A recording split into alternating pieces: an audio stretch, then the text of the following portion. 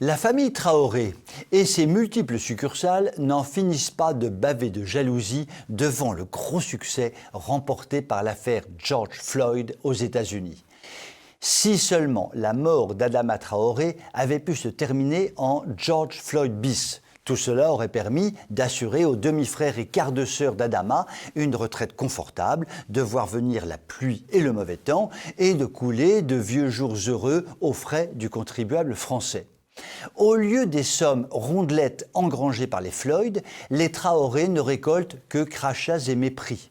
Les pauvres, car si nous n'avions pas encore compris, Assa Traoré, l'égérie du French Black Lives Matter, va nous le répéter jusqu'à ce que ça rentre dans notre maudite caboche de réactionnaires, les victimes, c'est nous. Oui, nous, les victimes du racisme et du patriarcat blanc, hétéronormé, nous sommes condamnés par les revers de la fortune et les injustices de la société à faire la une des médias français et internationaux, à prendre la tête de cortège subventionné, à porter des chaussures de luxe à la célèbre semelle laquée de rouge, facturée entre 595 € et 5395 € la paire. Si c'est pas trop dur la vie, il faut savoir que, pour renforcer et légitimer son statut de victime perpétuelle, Assa Traoré a dû se rendre au tribunal ces derniers jours pour soutenir son frère Bagui Traoré, poursuivi pour tentative d'assassinat sur des membres des forces de l'ordre lors des émeutes de Persan-Beaumont en 2016. Excusez du peu, une victime lui aussi, pauvre chaton. La victime Bagui, soutenue par la victime Assa, est accusée d'avoir organisé les attaques contre les forces de l'ordre dans les heures et jours qui ont suivi la mort d'Adama. Assa, pour sa part, est citée comme témoin. Interrogé par le président Marc Trévidic sur les tirs qu'ont essuyé les gendarmes et le parcours judiciaire de son frère Bagui, la militante a expliqué, avec un sens rare de la formule, qui pourrait lui valoir d'être embauchée chez Libé pour rédiger les unes, Bagui n'est pas parfait. Chez les Traoré, le manque de perfection se chiffre. Bagui a en effet 19 mentions sur son casier judiciaire pour violence, vol, trafic de stupéfiants. Il collectionne déjà quelques séjours en prison. La justice française, toute laxiste qu'elle soit, a bien été obligée de reconnaître que son cas était sérieux. Mais Assa n'en démord pas. Les victimes qu'elle dit, c'est nous, les Traoré, une famille polygame de 17 enfants, dirigée par un père chef de chantier arrivé du Mali dans les années 60, nourri à coups de subventions et qui a fait de la haine de la France son principal business. Des braves gens en somme. Que cela rentre définitivement dans nos maudites caboches franchouillardes. Les victimes, c'est eux. Je vous souhaite une très bonne soirée.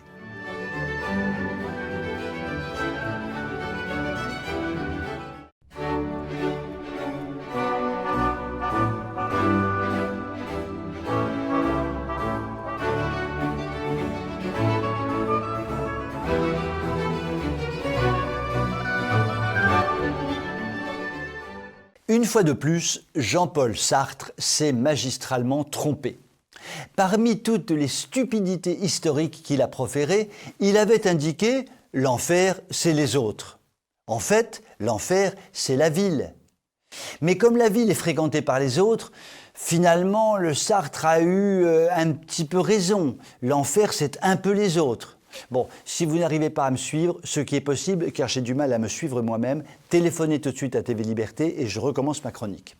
Alors, pourquoi la ville devient-elle un enfer ?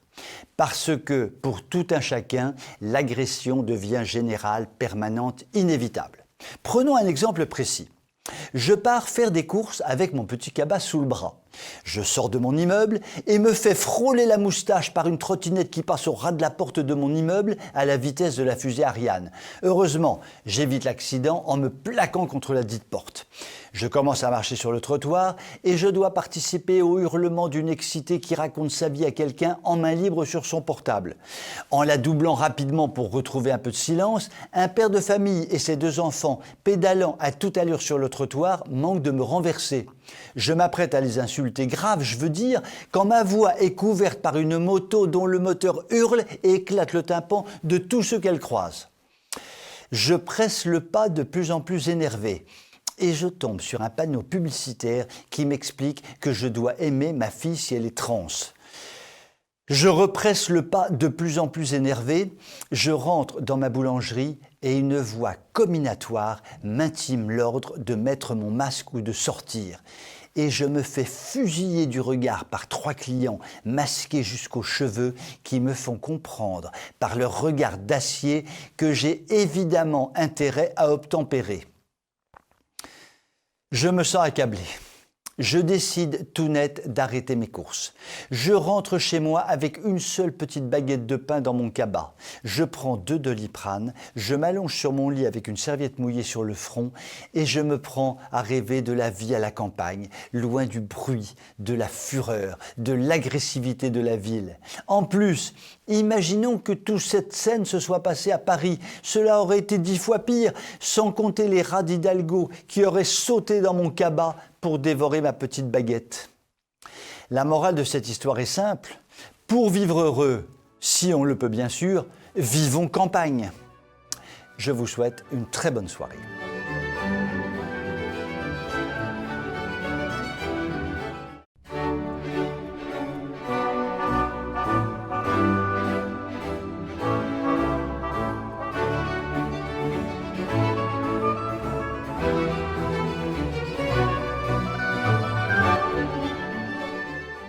Macronor Blablator, empereur de la covidie et prince de la carambouille, a encore frappé. Il a cru important d'infliger aux courageux Français qui acceptent encore de l'écouter une sorte de bouillie insipide débitée à la télévision devant des journalistes émerveillés par une prestation d'une aussi rare nullité. Comme dit Tante Gertrude, qui se ressemble s'assemble.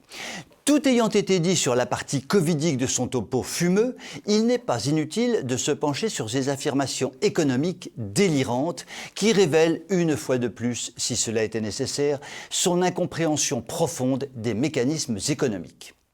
Et si je n'étais pas charitable, ce que je ne suis pas bien sûr, j'ajouterais que Macronor Blablator ne comprend rien à rien sur à peu près tous les sujets. Et qu'il est pitoyable quand, à Lourdes, où il n'a rien à faire, il laisse ses nervis massacrer un opposant courageux et poli qu'il avait interpellé en l'appelant « Monsieur Macron », ce qui était faire trop d'honneur à Tyrannor Covidor. À quand des sections d'assaut à la mode nazie qui, du temps d'Adolphe, avaient exactement la mission des nervis macroniques, taper sauvagement sur des opposants désarmés. Tout cela est profondément méprisable et mérite le plus grand mépris. Revenons à l'économie. Comment ose-t-il affirmer que l'économie française se porte bien et même mieux que dans nombre de pays, quand à l'évidence, notre situation est catastrophique. Reprenons simplement quelques indicateurs macroéconomiques clés. La dette publique, qui frise les 3 000 milliards d'euros, révèle que la France est en faillite. La dette privée n'a jamais été aussi élevée et fragilise considérablement les banques. Le commerce extérieur, qui sera à nouveau déficitaire en 2021 de 60, 70 ou 80 milliards d'euros, connaît une véritable déroute. La production industrielle s'écroule. Elle ne représente plus que 10% de la production intérieure brute contre 25% à la fin du siècle dernier. Le chômage, toutes catégories confondues, est supérieur à 30% de la population active, niveau évidemment totalement insupportable. La France conserve la médaille d'or des prélèvements obligatoires, des taux d'imposition, des déficits sociaux, etc. Churchill, face à une situation aussi dégradée, aurait galvanisé sa population entre 2 rasades de whisky en promettant du sang et des larmes, mais en promettant qu'au bout de la route, le pays retrouverait son éclat économique. Macronor Terminator, se mettant au niveau d'un élève de terminale, section économique dans un lycée à problème, claironne que tout va pour le mieux dans le meilleur des mondes français et qu'il prépare 2030 avec ardeur. Mais nous, crétins historiques, nous aimerions tant qu'il s'intéresse plutôt à 2021. Alors, que peut-il se passer dans les mois à venir ? Blablator arrivera peut-être à faire passer son discours mensonger jusqu'aux élections présidentielles de 2022, car les instances européennes, et notamment la BCE, injecteront dans l'économie française autant de monnaie qu'il le faudra pour être réélus, monnaie de singe évidemment, ou monnaie de guenon pour plaire à Marlène Schiappa mon amour.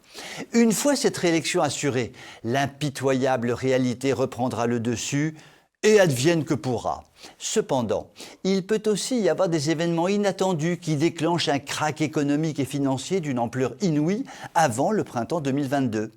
Il nous reste à espérer qu'en de telles circonstances, notre France sera gouvernée par un nouveau chef d'État, un vrai de vrai cette fois-là.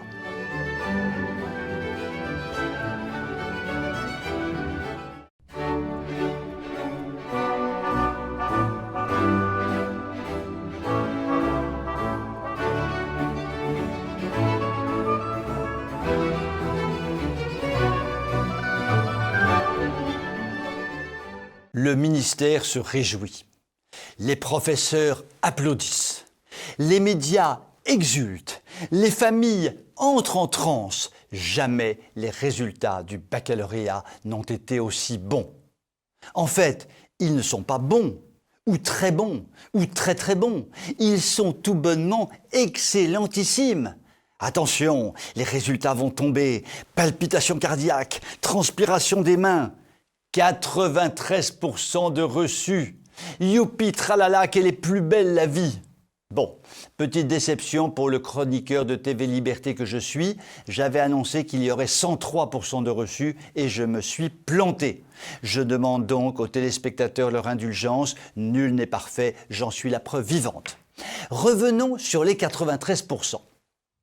Nous savons, par des études diverses et avariées, que près du quart des élèves de terminale, arrivant à l'examen du baccalauréat, connaissent d'importantes lacunes en lecture, en écriture, en calcul simple. Or, il n'y a que 7% de recalés à l'examen. Pour mieux réfléchir à cette situation problématique, grattons-nous furieusement le cuir chevelu. Frottons-nous fébrilement nos neurones et faisons-nous injecter une douzaine de vaccins anti-Covid pour se mettre en forme. La seule conclusion que l'on peut tirer de ces chiffres est que le baccalauréat n'est plus qu'un chiffon de papier donné à tous. En effet, si le quart ou presque des bacheliers rencontrent des problèmes sérieux de lecture, d'écriture et de comptage, l'on peut se demander par quel miracle les 3/4 de ce groupe peuvent être diplômés du baccalauréat. En clair, ou plutôt en sombre, voire en très sombre, le baccalauréat est mort, et bien mort, et il n'y a plus qu'à organiser une cérémonie funéraire républicaine pour l'enterrer en bonne et due forme. En tête du cortège funéraire, Michel Blanquer, le Michou mon pote à moi, grand ordonnateur de l'euthanasie du diplôme, portant avec gravité les outils symboliques magiques de la franc-maçonnerie, suivi par tous les ministres de l'Éducation nationale des 50 dernières années, qu'ils soient morts ou vivants, et qui ont tant contribué à démolir la formation française de la jeunesse, tant enviée dans le monde entier jusqu'au milieu du siècle dernier.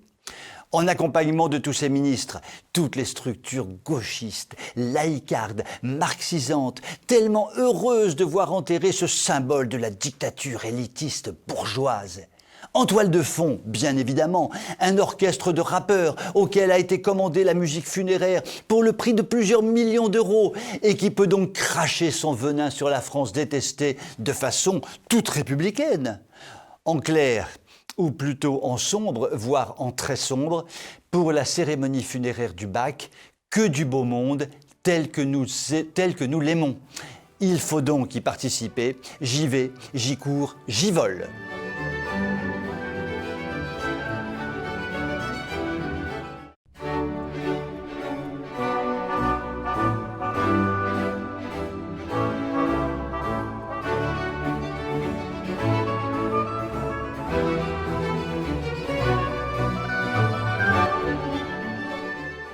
Nous savions que Macron était papiste, c'est son droit, et que le pape était macroniste, c'est son choix.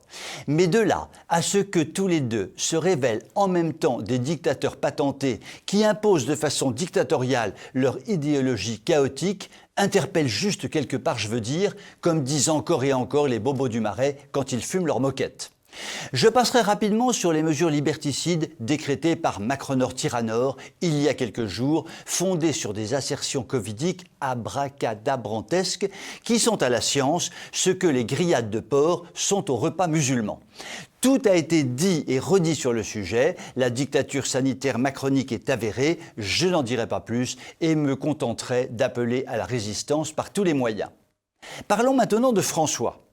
Celui-ci a pensé intelligent de jeter à la poubelle le magnifique texte d'unité qu'avait publié Benoît XVI en son temps, texte permettant de réconcilier une église conciliaire progressiste en diable et une église traditionnelle fondée sur le respect de la tradition bimillénaire de l'église, basée notamment sur l'utilisation du latin comme langue universelle.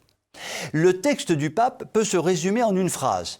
Les traditionalistes rances et moisis raoustent, qu'ils aillent au diable, je ne veux plus en entendre parler, point final. Pauvre Benoît XVI, méprisé à ce point de son vivant par son successeur. Cette décision papale a provoqué un tsunami mondial se traduisant par une avalanche de questions. Je ne résiste pas au plaisir de vous en citer quelques-unes. L'opération que le pape venait de subir lui a-t-elle abîmé les neurones à ce point ? François a-t-il pensé que la chaleur estivale permettrait de faire passer une décision invraisemblable qui est une déclaration de guerre à un nombre considérable de catholiques dans le monde ? Le pape est-il à ce point progressiste qu'il considère qu'il doit détruire peu à peu tout ce qui a été fait avant lui par ses prédécesseurs depuis 2 millénaires ? A-t-il trouvé lumineux de déclarer la guerre à une partie importante du monde catholique alors que l'Église mondiale connaît de gigantesques problèmes ? François est-il à ce point rigide qu'il en devient dictatorial, insupportable ? Le pape fait-il preuve d'une élémentaire intelligence en regardant avec des yeux énamourés l'Église catholique allemande sombrer dans l'hérésie et donc dans le schisme, mais en choisissant de s'attaquer violemment à la partie la plus solide du monde catholique mondial ?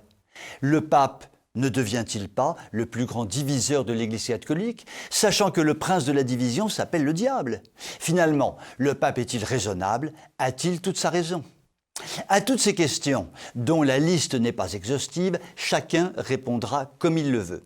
Quoi qu'il en soit, il est probable que les dégâts réalisés par un François mondialiste, immigrationniste, écologiste à la mode Greta Thunberg, déconstructiviste et sur le fond résolument révolutionnaire, laisse à sa mort une église catholique en bien piteux état.